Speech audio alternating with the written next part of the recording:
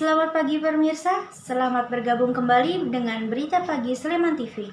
Selama beberapa menit ke depan, kami akan membawakan sejumlah informasi aktual tajam terpercaya. Bersama saya, Lulu Taskia. Jumlah kasus terkonfirmasi positif COVID-19 di tanah air masih terus bertambah. Pemerintah mengumumkan tambahan 1.679 kasus baru di Indonesia.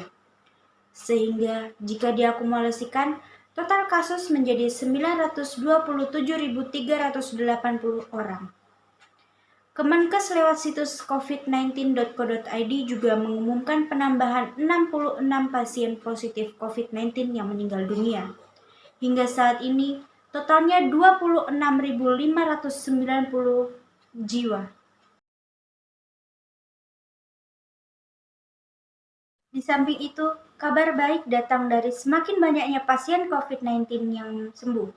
Hingga pukul 7 waktu Indonesia Barat diumumkan pasien sembuh totalnya 753.948 orang.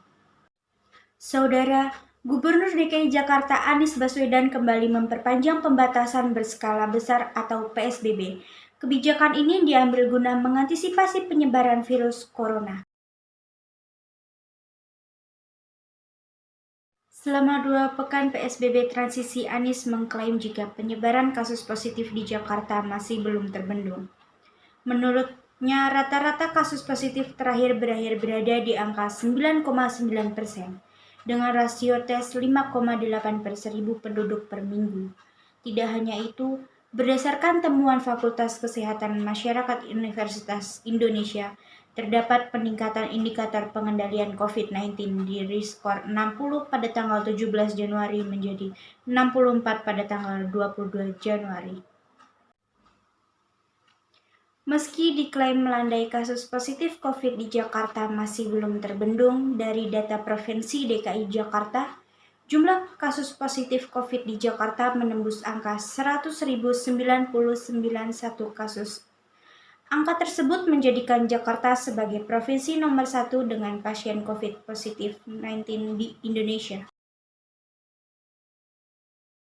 Dan berdasarkan Satuan Tugas Penanganan COVID-19, jumlah kasus positif di Jakarta menyumbangkan 15,8% dari 146.842 kasus secara nasional.